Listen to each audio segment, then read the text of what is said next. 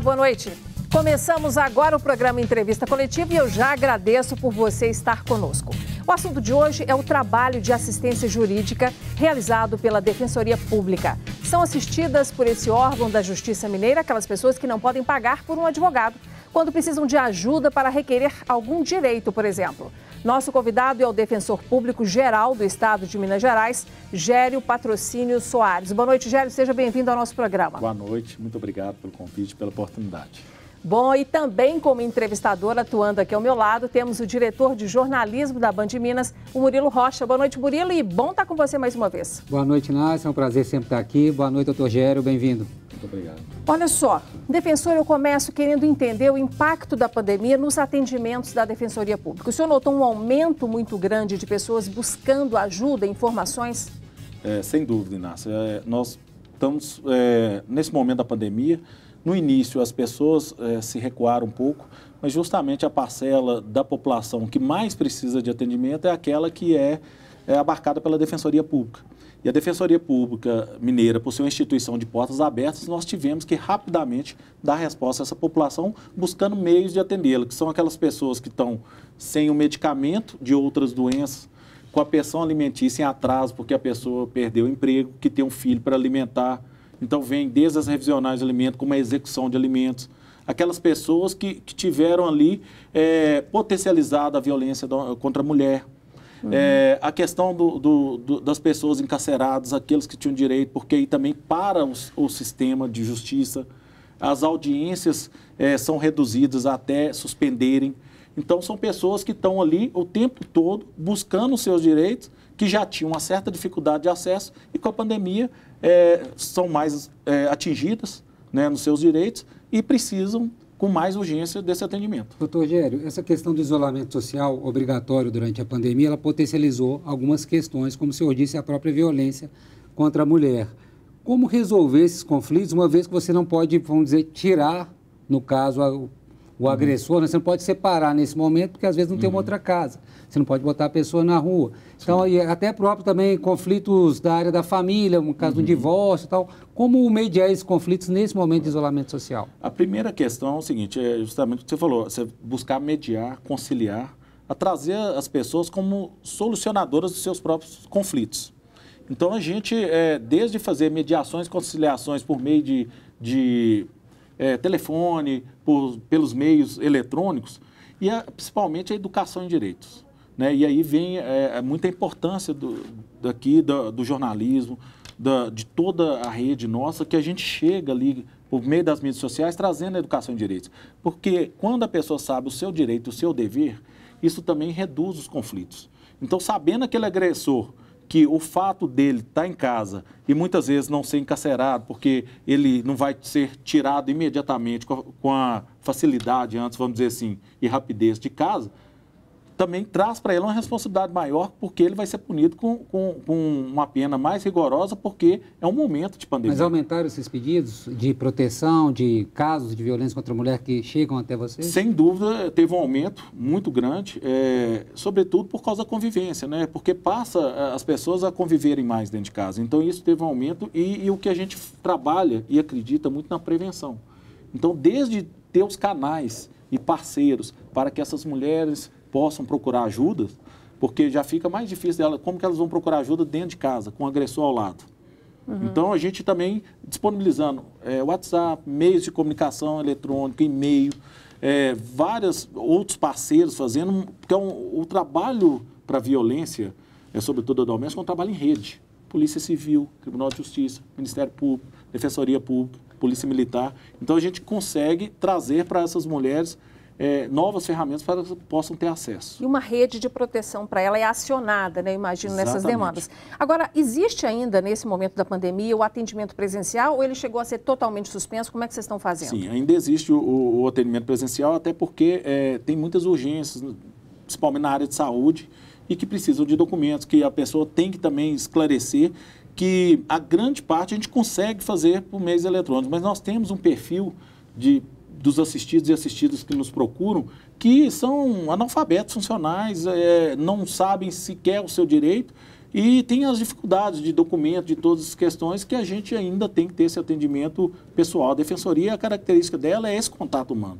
E é claro que a gente está fazendo isso com todo protocolo de segurança, né, de saúde. Então, assim, do afastamento dos locais de espera, menos o agendamento, a gente trabalhando com agendamento, então nós estamos implantando um sistema de agendamento online.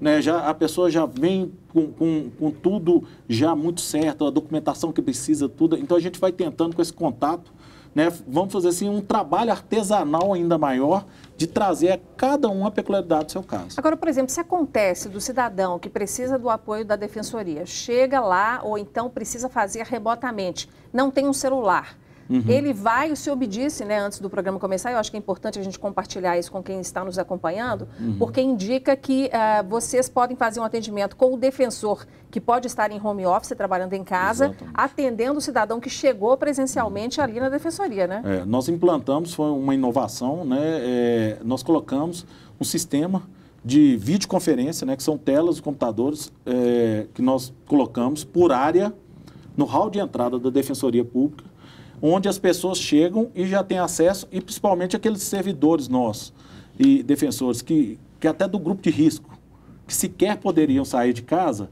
eles estão trabalhando remotamente das suas residências, mas atendendo ali imediatamente o assistido e já trazendo ali a questão toda, necessidade de documento, fazendo um atendimento jurídico em si, só que pela distância de uma tela, mas também eu tenho servidores de apoio que se precisou dar uma cópia de documentos, precisou escanear, já é providenciado aquilo e já é encaminhado para o defensor, que já faz o ajuizamento da ação quando é por processo judicial eletrônico, ele já faz com o equipamento que ele está, ou então remete para a gente e a gente já manda uma equipe para distribuir fisicamente. Agora, doutor Rogério, outro viés aí desse momento é que, além da questão sanitária, houve a questão econômica, tão grave quanto, né, uma consequência deste isolamento social.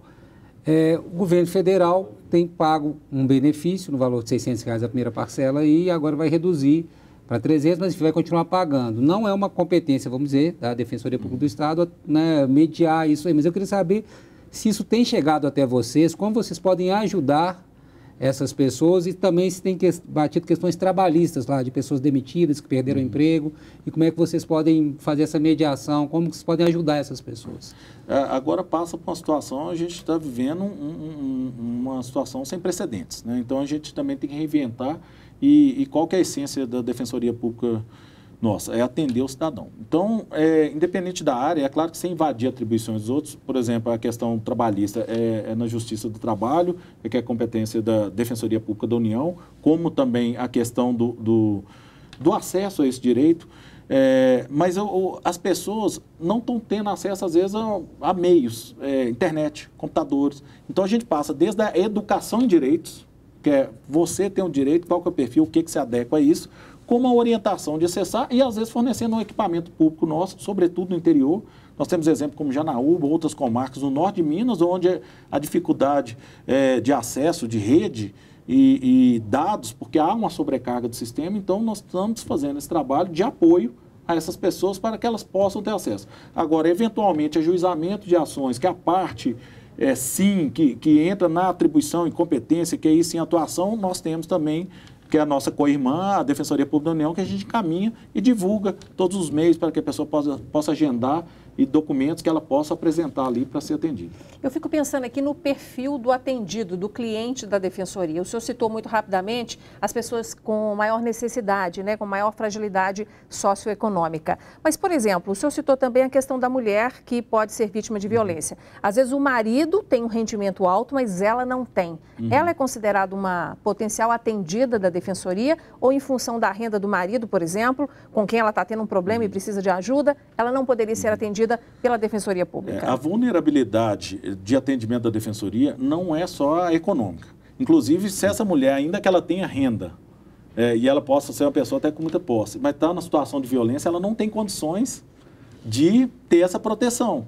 Então, a gente atua independente da renda, em vários casos, por uma vulnerabilidade social, por uma vulnerabilidade processual, por uma vulnerabilidade de fato ali que ocorre. Então, ela é vítima de violência, ainda que o marido tenha posse, ou ela mesma tenha, a gente atende como uma forma de proteção a uma pessoa que está vítima da vulnerabilidade, que não é só econômica. Tá certo. Murilo, vamos chamar então a primeira pergunta do Orion Teixeira, gente, que é o nosso comentarista de política, também aqui na Rádio Band News BH e aqui também na Band, que é o Orion Teixeira, que vai fazer então a primeira pergunta dele hoje para o nosso convidado. Boa noite, Orion. Boa noite a todos, boa noite, doutor Gério. O Poder Executivo está buscando soluções para a falta de dinheiro junto aos outros poderes e órgãos públicos autônomos. Ele pode contingenciar despesas deles, parcelar ou atrasar repasses sem correr o risco de levar um processo de impeachment? Os duodécimos, né, que a gente está vendo aí o governo ter dificuldade já dizendo que poderá atrasar o repasse. Como é que o senhor está imaginando isso? Essa é uma questão que a gente tem que... Não há precedentes de uma pandemia desse nível, né? Então, as questões passam por uma construção. É responsabilidade de todos para a saúde financeira do Estado.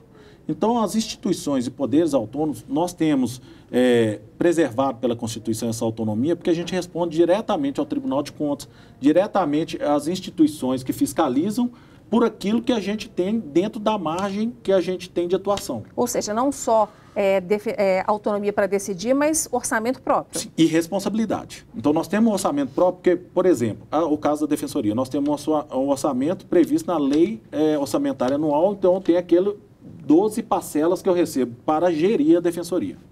Por que vem isso pela Constituição? Para preservar as instituições, que, por exemplo, o Tribunal de Justiça, ele vai julgar o governador.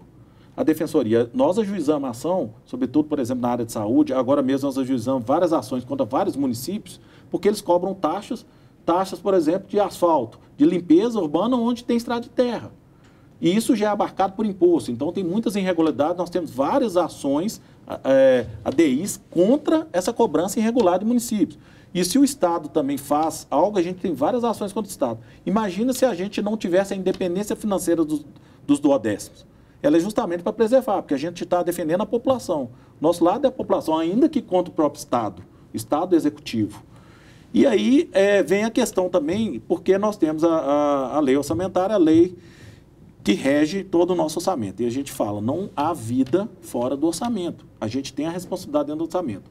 Em torno de entre 10% a 13%, esse futuro hoje está em torno de 13% por causa da queda da arrecadação, é destinado a essas instituições. Todas elas juntas. Se você pegar o Tribunal de Justiça com 6%, o MP com 2%, Tribunal de Contas, Assembleia, Defensoria Pública, Justiça Militar, a gente está ali com uma parcela muito pequena do bolo.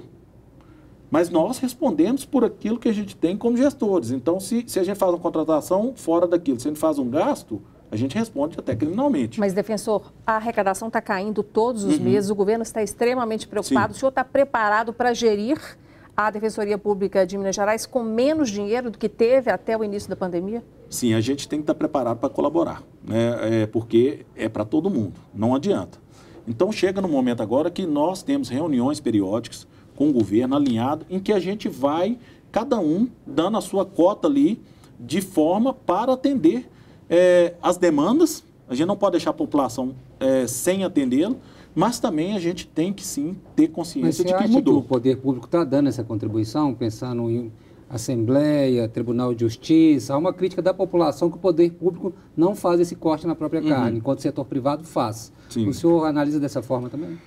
A questão do setor público, a gente vai estar em construção. E talvez não dá o efeito que o privado, porque o privado ele chega e demite.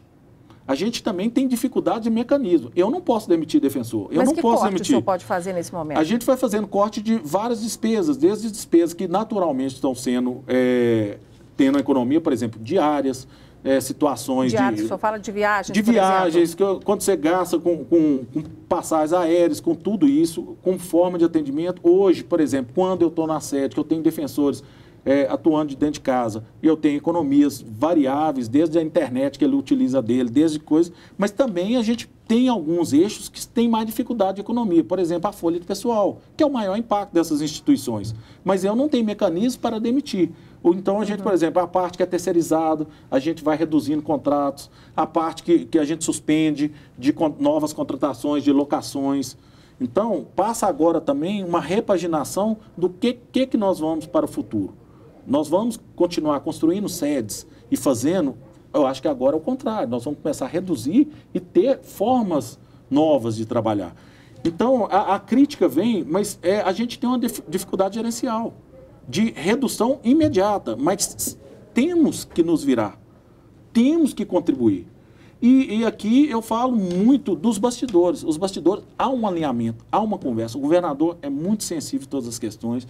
A gente conversa, o presidente do Tribunal de Justiça, todos os atores, Assembleia, todos, a gente está tentando contribuir. Às vezes, a velocidade do setor público a gente não consegue, mas também tem a nossa responsabilidade pessoal. Porque se tiver qualquer questão da Defensoria, eu respondo diretamente ao Tribunal de Contas.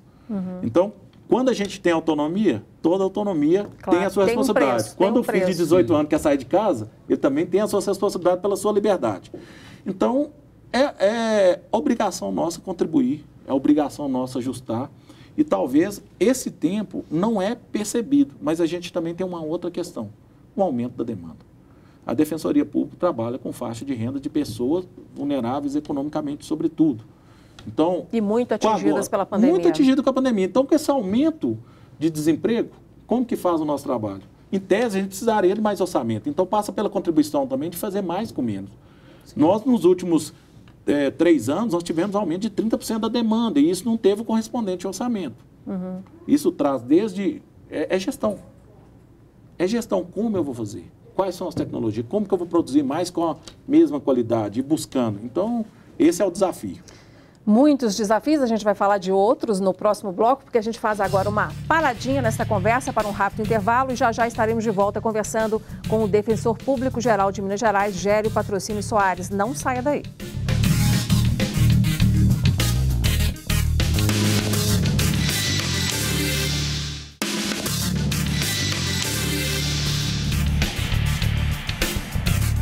Estamos de volta para a segunda e última parte da entrevista com o Defensor Público Geral de Minas Gerais, Gério Patrocínio Soares. Defensor, eu quero mudar agora o rumo da prosa para a gente falar da grande negociação que foi feita pelos atingidos de Brumadinho, que foi uma grande tragédia em janeiro de 2019. Nós tivemos aí quase 300 mortos nessa tragédia com uma mina da Vale. A Defensoria foi elogiada, foi exemplo no Brasil pelo acordo extrajudicial que foi fechado. Mas também foi criticada, teve gente achando que houve um favorecimento à Vale em detrimento de direitos das pessoas atingidas. Como é que o senhor resume isso e explica a atuação da Defensoria? Sim, a dinâmica toda diante daquela tragédia, a Defensoria Pública chegou imediatamente. E a gente sabia por que a gente estava ali naquele momento. Né? No primeiras horas ali, o que a população precisava? Exercer o seu direito à informação. E quando ela exerce direito de informação, para onde meu familiar foi, qual que é a lista, quantas listas vem, a gente começa ali a construir o que a população pleiteava. Depois aquilo, fazendo um corte, as pessoas começam também a discutir, e meu direito? E como que fica? E eu que tenho que pagar o condomínio? E como que vai fazer? Ressarcimento variados. E assim, a vida minha segue. E as pessoas que eram produtores rurais, viviam da horta, do artesanato ali, e de repente estão num hotel. Pessoas que viviam ao ar livre na terra, estão num quarto. E ainda uma empresa que está ali, que é uma empresa muito grande, então assim, que busca o dela. E a Defensoria tem lado, é a população, são os nossos assistidos. Então, dentro daquilo, com a nossa capacidade técnica, com a credibilidade, nós conseguimos construir junto à Vale uma forma de ter indenizações. Então, por exemplo, se fizesse uma simples conciliação, mediação, eu poderia chegar e falar assim, qual que é o seu dano? O senhor acha que teve o seu dano? Aí a pessoa falaria, 100 mil. Aí a Vale, 80, fechou. Eu estou dando um exemplo que, por exemplo, um caseiro que teve um dano e ele falou, eu acho que 100 mil resolve. Pela tabela que nós fizemos, porque nós fomos pegando os danos e fazendo uma margem e colocando em cima... Qual foi essa tabela? O senhor pode ir? Nós fizemos assim, por exemplo, nós fomos calculando com base na jurisprudência, por exemplo, quem perdeu terra, um terreno. Se eu tinha um terreno, colocou lá, no mínimo, um volume, um tamanho padrão. Então, quem tinha 80 metros recebeu no mínimo 140 metros. Qual que é o valor do metro quadrado? O metro quadrado mais caro de Brumadinho antes da tragédia. Então, isso deu valores que, por exemplo, nesse exemplo que eu dei, essa pessoa recebeu 1.050.000.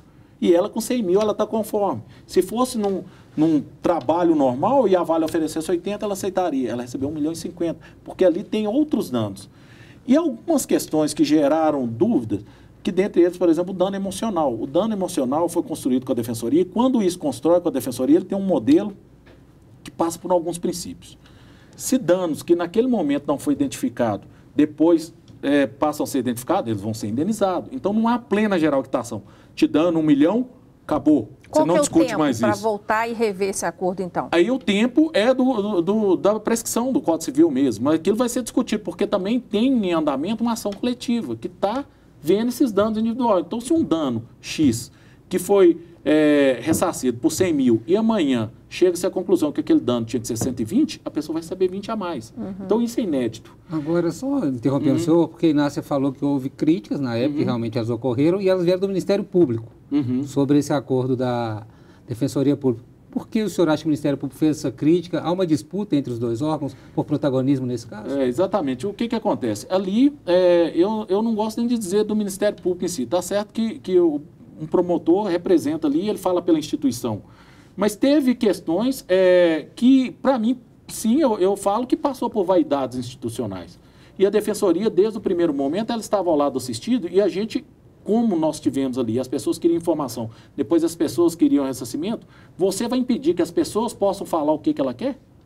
Você vai tratar as pessoas como incapazes de falar o que querem? Você tem que ter balizas, fundamentos, alicerces, para que ela não pereça o direito. Então, se a pessoa está num momento ali de dificuldade emocional e ela não pode dar uma plena geral quitação. E o que faz a diferença? Entre esses pilares, por exemplo, na Defensoria Pública, como nós temos defensores que são concursados de carreira, que nós temos uma corregedoria que fiscaliza o trabalho daquele defensor, esse trabalho é sério. Se você chega e fala, eu perdi um animal, uma vaca, o defensor não vai falar para você, fala que você tinha 5. Isso vem também da credibilidade da instituição, porque ele vai responder por isso. E se for uma vaca 5 ou 10, o defensor vai receber a mesma coisa, que é o subsídio dele, mensal. Não tem honorários, não tem nada para a Defensoria. A Defensoria faz isso por obrigação, nós somos pagos pelo Estado. Quer dizer, não é proporcional ao ganho, ganho, não é proporcional. Né? Se eu fizer 10 acordos, um acordo, 100 mil, não faz diferença. O que a gente quer é que a pessoa tenha. Então, dentre isso, um dos princípios é o seguinte, a declaração da pessoa vale como meio de prova. Eu não preciso ter uma nota fiscal que eu comprei a vaca. Esse acordo coletivo que o senhor disse que está sendo costurado, esse ano ainda, será que ele sai? Sim, ele é um acordo complexo, mas nós temos esperança que esse ano a gente consiga caminhar, porque ele estava bem avançado, né? Envolve vários fatores, ele complexo, e aí há uma união das instituições, do Estado e todos, a Advocacia Geral do Estado, o Ministério Público, o Tribunal de Justiça, a Assembleia, todos nós juntos ali com o mesmo intuito, né? De que a Vale seja obrigada a ressarcir o Estado, né? E aquilo que nós tratamos no primeiro bloco, muito assim, como a conciliação e mediação, né? Ela traz uma forma de solucionar. Então, também a nível de Estado. Então, dentro disso tudo, a dinâmica e das críticas, inclusive agora algumas questões vão aparecendo, por exemplo, tem um auxílio emergencial. Isso não é pela Defensoria, isso é a Defensoria Pública, Ministério Público, e aquela ajuda. A princípio, essa ajuda tinha tanto para a pessoa que ganhava um salário mínimo, como a pessoa que ganhava em 3 milhões de reais, morar na casa de 3 milhões de reais, num condomínio de luxo. Tá certo. O senhor trouxe aí de novo o assunto da pandemia e é sobre esse assunto agora que nós temos mais uma pergunta do nosso comentarista Orion Teixeira. Diga, Orion. A soltura de presos do semiaberto nesta pandemia traz riscos para a sociedade e incentiva a impunidade? O que o senhor acha? Não concordo, porque a gente precisa entender o que está acontecendo, né? Não é maciçamente uma soltura. A gente não tem um carimbo falando, está no semiaberto, está solto. Nós temos no sistema prisional nosso e na execução penal fases da execução da pena. A progressão de regime. Os presos que estão sendo atingidos por essa decisão são presos que saíam para trabalhar e retornavam para o presídio. No presídio, nós temos uma aglomeração muito grande de pessoas. Isso traz um risco, não só para as pessoas que estão dentro, como para as pessoas que estão fora. E o sistema de saúde, ele vai atender a todos. Então, isso também passa por um compromisso, uma responsabilidade com todas as famílias. Porque não é o fato de eu não ter um parente preso ou eu não ser preso, porque quando aquela pessoa chegar no sistema de saúde, ela ocupa vaga como qualquer outro. Então, ali passa por uma segurança de saúde pública e eram pessoas que já tinham o benefício e já estavam passando por isso. Já tinha um caminho que permitia que ela fosse liberada. Exatamente. Sua última pergunta, Murilo. Imagino que tem muita gente nos vendo no interior interessado nesses assuntos que a gente abordou aqui. Como que as pessoas que não sabem onde tem sedes da Defensoria Pública, quem está mais longe de Belo Horizonte, onde procurar as informações, onde saber onde tem um defensor público para atender? Sim.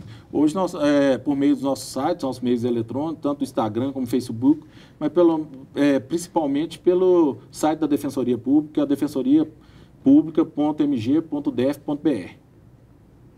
Eu queria saber do senhor o seguinte, o senhor foi escolhido pela primeira vez pelo ex-governador Fernando Pimentel do PT para assumir o cargo aí de Defensor Público Geral de Minas Gerais e foi escolhido de novo por Romeu Zema, outra linha de raciocínio. O senhor percebe diferenças entre os dois líderes na forma de entender o papel e a relevância da Defensoria aqui no Estado?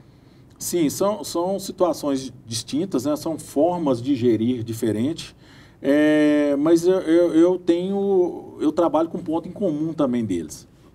O comum é porque há uma preocupação com a população que precisa ter acesso a direito.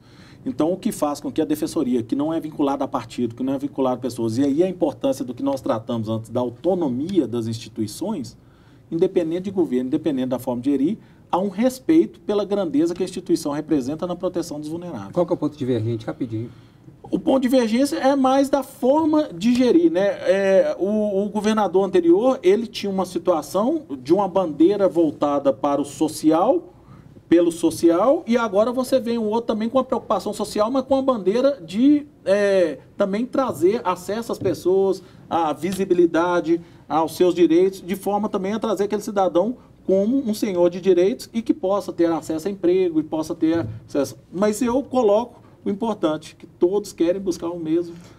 Tomara que a parceria só melhore. Exatamente, Obrigada, viu, defensor, pela presença aqui conosco hoje. Eu que agradeço. Muito Murilo, obrigado. obrigada também pela sua parceria aqui comigo. Obrigado, Inácia. Obrigado, doutor Gério. Bom, ficamos então, chegamos ao fim do nosso programa e mais uma vez procuramos trazer para você opiniões e um modo de tomar decisões de um líder aqui em nosso estado. E foi também uma oportunidade para entendermos mais sobre o funcionamento da Defensoria Pública, um órgão que é tão importante dentro do contexto de desigualdades sociais que temos em nosso país. Para você rever ou compartilhar este programa, acesse YouTube ou Facebook no perfil TV Band Minas. E também você pode ouvir a reapresentação pela rádio Band News BH neste domingo às 6 da tarde. Obrigado pela audiência e até a próxima.